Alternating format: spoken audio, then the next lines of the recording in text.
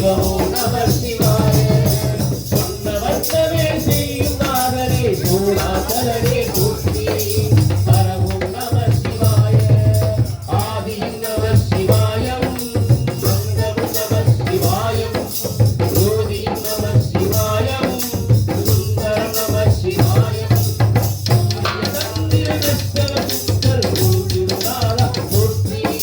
சிவமோ நம சிவாய சுந்தரி உண்ணாமுலை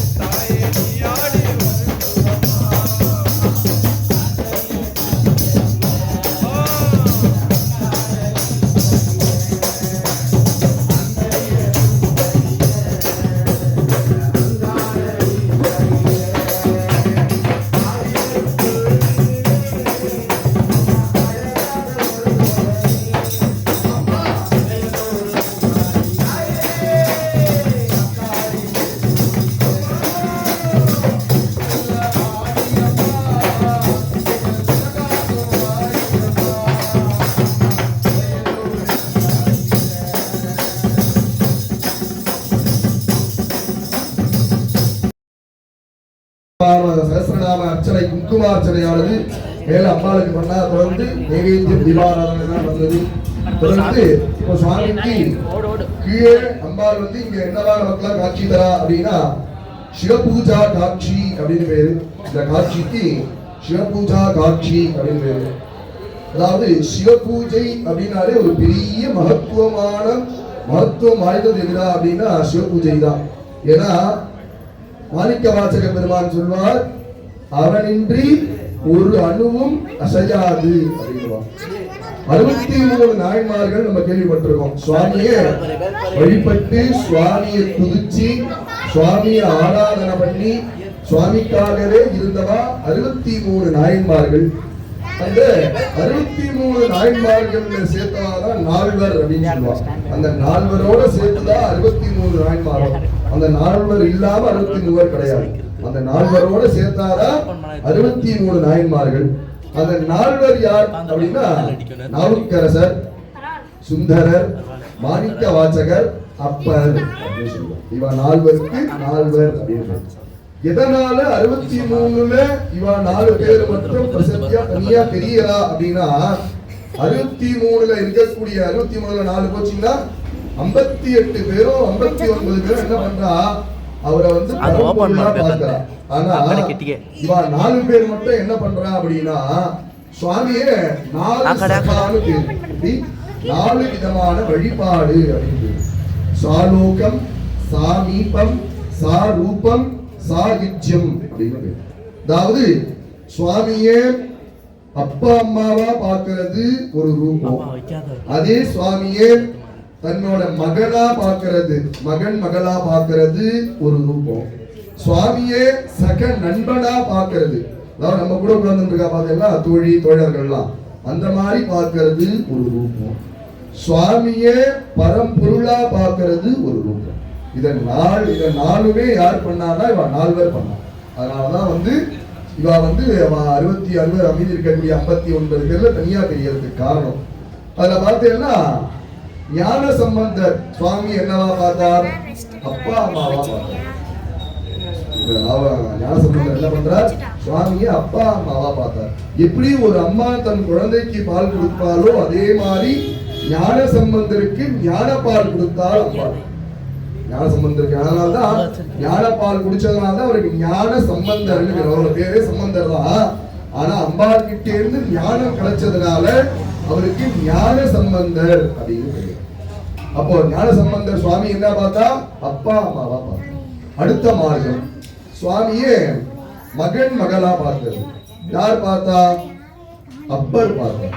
அப்பர் வந்து சுவாமி எப்படி பார்த்தார், தன்னுடைய குழந்தை மாதிரி பார்த்தார். நம்மளுடைய குழந்தைக்கு என்ன, அதாவது ஒரு குழந்தைக்கு என்ன வேணும் அப்படின்றது யாருக்குடா தெரியும்னா அவனை ஈன்ற அம்மாவுக்கு மட்டும்தான் தெரியும். ஒரு குழந்தை அழுகுது, ஒரு 3 மாச குழந்தை 4 மாச குழந்தை அழுகுது அப்படின்னா அந்த குழந்தை பசிக்காக அழுகுதா, இல்ல அந்த குழந்தை வயிறு வலிக்காக அழுகுதா, இல்ல அந்த குழந்தை என்ன தேவைக்காக அழுகுது அப்படின்றது யாருக்கு தெரியும், அப்பாவோட உணர முடியுமா, முடியாது. அந்த உணர்தல் அம்மாவோட மட்டும்தான் உணர முடியும். அந்த மாதிரி அப்பர் என்ன பண்றார் அப்படின்னா அவளை வந்து என்ன பண்றா அப்படின்னா அப்பா அம்மாலா பாக்குறான். அதே மாதிரி சுந்தரர் என்ன பண்றார் அப்படின்னு கேட்டாருன்னா சுவாமியே சக நண்பனா பார்க்கிறார். எப்படி பார்க்கிறார், சுவாமியே சக நண்பனா பார்க்கிறார். இப்படி இப்போ நம்ம ஆத்துல நமக்கு ஒரு கஷ்டம் அப்படின்னா நம்ம வந்து சொல்றோம் அப்படின்னா, இப்போ வந்து எதனா ஒரு விஷயம் வேணும், நம்ம எங்கேயோ வெளில இருக்கோம்ப்பா, இல்ல நம்ம ஆத்துல நம்ம வீட்டுல இருக்கவங்க என்ன சொல்றோம் அப்படின்னா நம்ம என்ன பண்ணுவோம், அங்க இருந்து நம்ம நண்பனுக்கு யாருன்னா நம்ம லோக்கல்ல இருக்கவங்களுக்கு போன் பண்ணி இந்த மாதிரி எங்க வீட்டுல இதை போய் சொல்லு அப்படின்னு சொல்லி அவன் என்ன பண்ணுவான், நம்ம ஆத்துல போய் சொல்லுவான். அதே மாதிரி சுந்தரருக்கு சுவாமி பண்ணியிருக்கார். யாரு, பரம்பொருளா இருக்கக்கூடிய பரமேஸ்வரன்.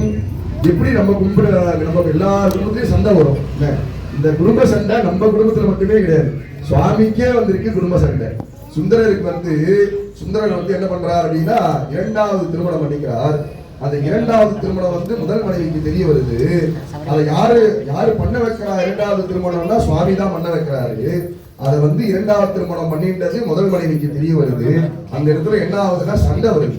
இப்படி அந்த இடத்துல சுந்தரருக்கும் பறவை நாச்சியார் அப்படின்னு அந்த சுந்தரருடைய முதல் மனைவி பேரு, அந்த பறவை நாச்சியாருக்கும் சுந்தரருக்கும் நடுவில் சண்டை வருது. நேரம் என்ன பண்றாரா சுந்தரர் அங்கேயிருந்து கிளம்பி வராரு. எந்த ஊருன்னு கேட்டா இது திருவாரூர். எங்க? திருவாரூர்ல இது நடக்குது. என்ன பண்றாருன்னா சுந்தரர் அங்கேயிருந்து நேரம் கிளம்பி வராரு. வந்து இந்த மாதிரி சுவாமி கிட்ட வந்து எப்படி வந்து நம்ம ஒரு உரிமையா வந்து நம்ம நண்பன் கிட்ட வந்து திட்டி சண்டை போடுவோம். அது மாதிரி என்ன பண்றான் சுந்தர் அங்கேயிருந்து வந்து, நீ சொன்னதுனாலதான் நான் கல்யாணம் பண்ணேன், எல்லாம் நீ தான் என்ன பண்ண வச்ச, இப்ப எனக்கு சண்டை, நீ தான் போய் தீர்க்கலாம் அப்படின்னு ஒரு வார்த்தை சொல்றான். உடனே என்ன பண்றாரு சுவாமி உள்ளே இருந்து வெளில வர்றாரு. பாருங்க அதாவது நம்ம நண்பன் எப்படி நமக்கு வந்து கூட நிப்பானோ அந்த மாதிரி சுவாமி என்ன பண்றாரு, அங்க சுந்தர் கூட நிக்கிறார், சுந்தரோட கூட நிக்கிறாரு. என்ன பண்றாரு சுவாமினா உடனே உள்ளே வெளில வராரு.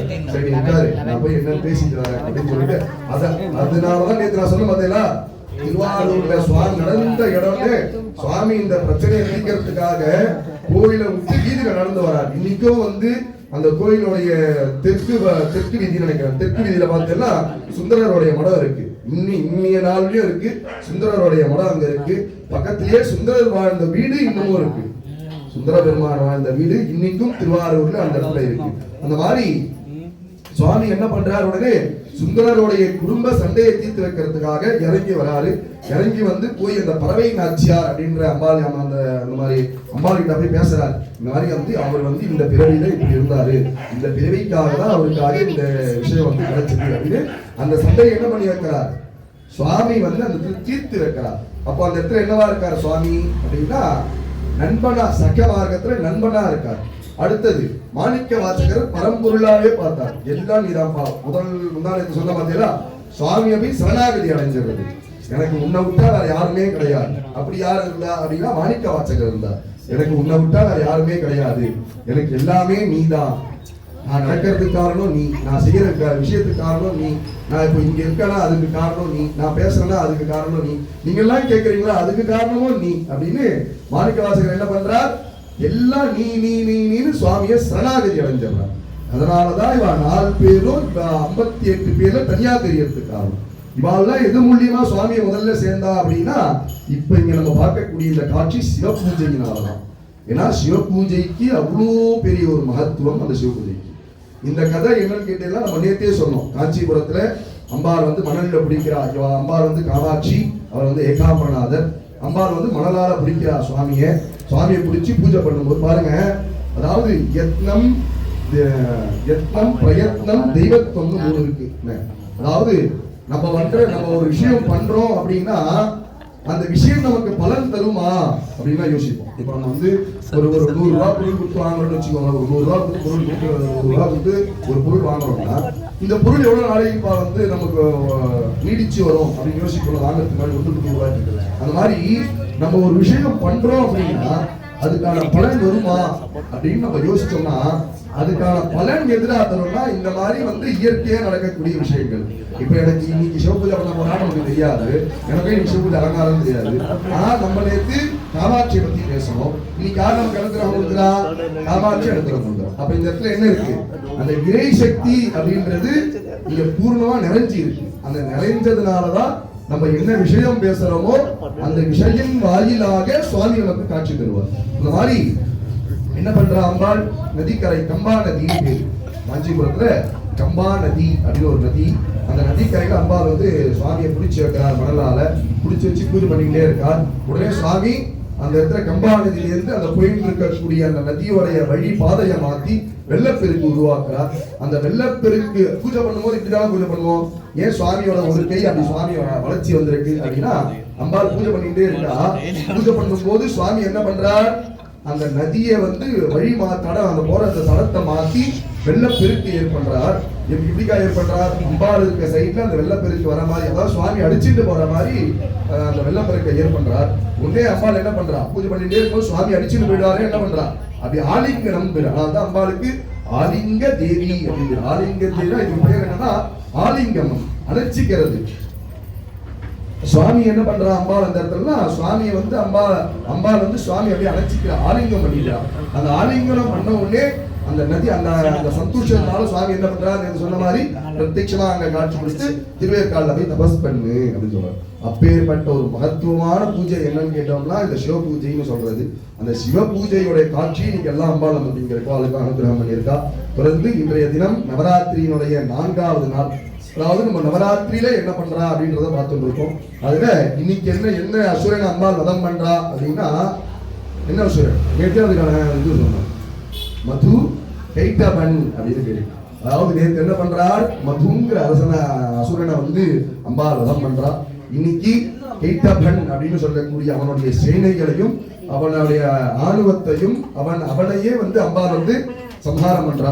இப்படி என்ன ரூபம் எடுக்கிறா இன்னைக்கு அப்படின்னா சங்கரி சண்டிகா அப்படின்னு. இன்னைக்கு அம்பாள் எடுக்கிற ரூபத்தின் பெயர் சங்கரி சண்டிகா அப்படின்னு அம்பாள் உருவமா மாறி சங்கரி சண்டிகா அப்படின்னு அப்படி இருப்பா அப்படிங்கிறது 4 கையில இருக்கும். 4 கையில மேல வந்து பாசம் அங்குஷம், விநாயகர் கையில ஆயுதம் இருக்கும் பார்த்தீங்கன்னா அது மாதிரி மேல் கையில ஆயுதங்கள் பாசம் அங்குஷம் அப்படின்னு சொல்லக்கூடிய 2 ஆயுதங்கள். கீழே இருக்கக்கூடிய ஒரு கையில கபாலம் ஒரு கையில கட்கம் அப்படின்னு சொல்லிட்டு அந்த ரூபத்துல சங்கரி சண்டிகா அப்படின்னு சொல்லக்கூடிய சண்டிகா அம்பாள் வந்து அந்த கைட்டபன் அப்படின்னு சொல்லக்கூடிய அசுரனை வதம் பண்றா. அதை வதம் பண்ண பொருட்டு தான் இன்னைக்கு நம்ம நவராத்திரி 4வது நாள் கொண்டாடுறதுக்கு காரணம். அந்த அசுரனை வதம் பண்ணதுனால இந்த 10 நாட்கள் ஒரு அசுரனா ஒரு நாள் வதம் பண்ணி தரதுனால இன்னைக்கு கைட்டபன் சொல்லக்கூடிய அந்த அசுரனை வதம் பண்ணதுனால இன்னைக்கு அந்த 4வது நாள் நவராத்திரி கொண்டாடும். தொடர்ந்து தற்போது சுவாமிக்கு துப்பதி உபசாரங்கள் வேத மந்திரத்தினால சுவாமி உபசாரம் பண்றது. தொடர்ந்து தீபாராதனை நடக்கக்கூடிய நல்லா பிரார்த்தனை பண்ணிக்கோங்க. ஓம் घोरेभ्यो घोरेभ्यो घोरघोरधरेभ्यः सर्वेभ्यः सर्वेभ्यो नमस्ते अस्तु रुद्ररूपेभ्यः।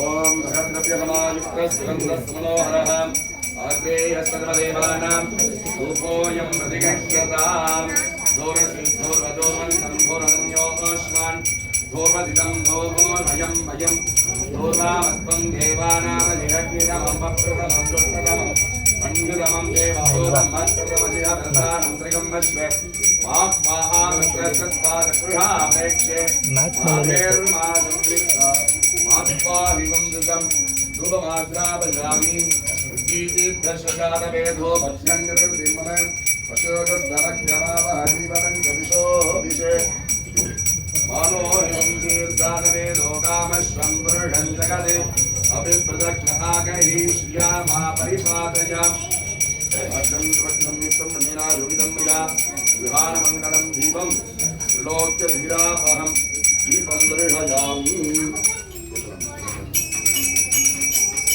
दीपानन्दरमाचमनीयं समर्पयामि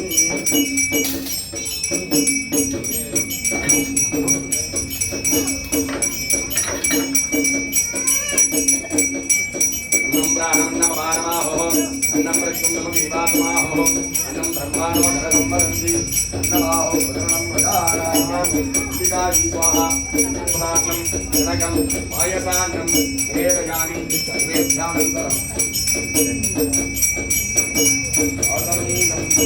ओम सप्तमदभां मे गोपाय एकसप्ता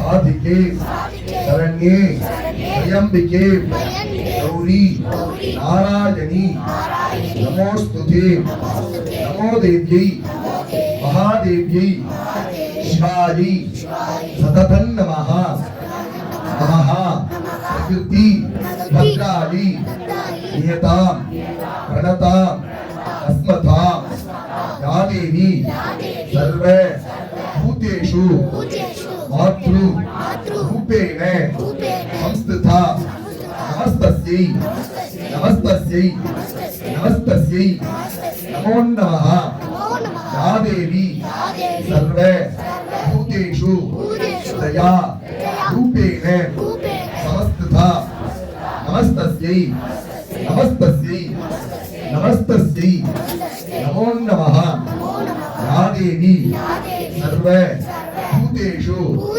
ज्ञान रूपेण संस्थिता नमस्तस्यै नमस्तस्यै नमस्तस्यै नमो नमः நம்ம அம்பாள் என்ன கொடுப்பா அப்படின்னா இந்த சிவ பூஜையை பார்க்கிறவாளுக்கு ஞானம் வரும்.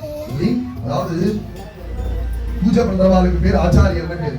எல்லாருக்கும் வர்ணங்கள் தெரியும். அதுல குருக்கள் அப்படின்ற ஒரு பரம்பரை இருக்கு. அந்த பரம்பரா என்ன பண்ணுவாங்கன்னா சிவ பூஜைன்னு பண்ணுவாங்க. நித்தியம் எப்படி வந்து நம்ம எழுந்தால் காலைல காஃபி குடிச்சிட்டு டிஃபன் சாப்பிடறது ஒரு பழக்கமா வச்சுட்டு இருக்கோமோ அந்த மாதிரி நம்ம எல்லாம் என்ன பண்ணுவோம்னா காலைல எழுந்தோடனே ஸ்நானம் பண்ணிட்டு அனுஷ்டானங்கள் பண்ணிட்டு இந்த சிவ பூஜை அப்படின்றது பண்ணணும். அது என்ன அப்படின்னா கட்டாயம் பண்ணணுமா கம்பல்சரி பண்ணணும். ஆத்மார்த்த பூஜா ஹீனஸ்து நகுர்யாத்து பதார்த்தகம் அப்படின்ற வாக்கியம். என்ன வாக்கியம் அப்படின்னா இதெல்லாம் யார் சொன்னதுன்னா நம்ம பிரிவால யாருமே சொல்லல, சாட்சாத் பரமசிவன் சொன்னது. யார் சொன்னதுலாம் சாட்சாத் பரமேஸ்வரன். அதாவது தேவர்கள் எல்லாம் கேட்கிறா சுவாமி அம்பாள் கிட்ட, சுவாமியை வந்து நம்மளாம் வழிபடுறோம் எங்க நேர்ல பார்த்து, பூலோகத்தில் இருக்கக்கூடியவா அவளுடைய பாவங்களை போக்க எப்படி வழிபடுவா அப்படின்னு கேட்கிறா. உடனே வந்து அம்பாள் வந்து சுவாமி கிட்ட கேட்டு சுவாமின்னு வந்ததுன்னா இந்த ஆகமங்கள் அப்படின்னு பேரு. அதனாலதான் சிவேன ஸ்தாபிதம் சைவம் சைவேன ஸ்தாபிதம் சிவஹா அப்படின்னு சொல்லுவா. அந்த சிவனால படைக்கப்பட்டது ஆகமங்கள். எதனால சுவாமியினால ஆகமங்கள்லாம் படைக்கப்பட்டது அப்படின்னா அந்த சுவாமியை வந்து நம்ம நித்தியம் ஆராதனை அந்த ஆகமத்தினாலே அர்ச்சிக்கணும், அந்த ஆகமத்தினாலே ஆராதனை பண்ணணும், அந்த ஆகமத்தினாலே எம்பெருமானை வழிபட வேண்டும்ன்றதுனாலதான் இந்த ஆகமங்கள் அப்படின்றத படைக்கப்பட்டது. அந்த மாதிரி இந்த வாக்கியம் எதுல இருக்குன்னா அந்த மூலாகமத்துல இருக்கு. அதாவது யார் ஒருவன் வந்து அவனுடைய ஆத்மார்த்த பூஜை அந்த சிவ பூஜையை பண்ணாம மத்தவாளுக்கு பதார்த்த பூஜை சொல்லக்கூடிய ஒரு வெளியே இருக்கவாளுக்கு வந்து பூஜை பண்றாலோ அந்த பூஜைக்கான பலன் அந்த அவளுக்கு வந்து சேராது அப்படின்றது வாக்கியம். அப்படின்னு சொல்றது ஆத்மார்த்த பூஜா ஹீனஸ்து. ஆத்மார்த்த பூஜா ஹீனஸ்து, ஹீனம்னா பண்ணாம இருக்கிறது. ஆத்மார்த்த பூஜா ஹீனஸ்து நகுர்யாத்து பதார்த்தகம் அப்படின்னா அந்த மாதிரி இந்த சிவ பூஜை பண்றதுனால என்ன சுவாமி பலன் அப்படின்னா அந்த சிவனை வழி பண்றதுனால இந்த சிவ பூஜையை பார்க்கறதுனால பார்க்கிறவாளுக்கு ஞானம் வந்து சேரும். எப்படி என்னவா இருக்கான்னா எங்க அம்மா வந்து காதலில போக்குறவா தானே இருக்கா. ஒரு காதலில போக்குறதா அஜ்ஞானத்தை போக்குறவா தானே இருக்கா. அப்ப அஜ்ஞானம் ஒரு அறிவில்லாத இருக்காப்பா. அந்த அறிவில்லாதவருக்கு அறிவில்லை அப்படின்னா என்ன அர்த்தம்? அவனுக்கு அறிவு வந்துட்டுன்னு தானே அர்த்தம். ஒருத்தனுக்கு அறிவு இல்லை அப்படின்றோம், அவனுக்கு அறிவு இல்லப்பா அப்படின்னா அவனுக்கு என்ன அர்த்தம்? அப்ப அவனுக்கு அறிவு இருக்குன்னு தானே அர்த்தம். மாதிரி அஜ்ஞான ஒரு இப்ப இருட்டே இல்லப்பா இங்க அப்படின்னா அங்க என்ன அர்த்தம்? அங்க வெளிச்சமா இருக்குன்னு தானே அர்த்தம். அப்ப அங்க ஒரே வெளிச்சமா இல்ல, வெளிச்சமே இல்லமானா இருட்டா இருக்குன்னு தானே அர்த்தம். அப்ப அப்படின்னா என்ன அர்த்தம்? இப்ப இங்க அம்பாள் அஜ்ஞானத்தை போக்குறா அப்படின்னா அவனுக்கு ஞானத்தை அந்த இடத்துல ஊட்டுறா அம்பாள் அப்படின்னு அர்த்தம். அது மாதிரி இந்த இடத்துல இந்த சிவபூஜை அம்பாள் என்னவா இருக்கா, சிவபூஜை பண்றவாளை பாக்குறதுனால என்னடா கிடைக்கும்னா ஞானங்கள் கிடைக்கும். நம்ம அம்பாளை பாத்துக்கிறதுனால நமக்கு என்ன கிடைக்கும்? ஞானம் கிடைக்கும். நல்லா பிரார்த்தனை பண்ணிக்கோங்க. ஓம் யாதேவி சர்வ பூதேஷு ஞான ரூபேண சம்ஸ்திதா நமஸ்தஸ்யை நமஸ்தஸ்யை நமஸ்தஸ்யை நமோ நமः யாதேவி சர்வ பூதேஷு ஞான ரூபேண சம்ஸ்திதா நமஸ்தஸ்யை நமஸ்தஸ்யை நமஸ்தஸ்யை நமோ நமः மங்களே மங்களாதாரே மாங்கல்யே மங்களப்ரதே மங்களார்த்தம் மங்களேஷி மாங்கல்யம் தேஹி மே சதா மாங்கல்யம் தேஹி மே சதா மாங்கல்யம் தேஹி மே சதா. ஓம் ஸ்ரீம் காமாட்சி சமேத ஏகாம்பர நாதாய நமோ நமः. ஓம் காமாட்சி சமேத ஏகாம்பர நாதாய நமோ நமः. ஓம் காமாட்சி சமேத ஏகாம்பர நாதாய நமோ நமः.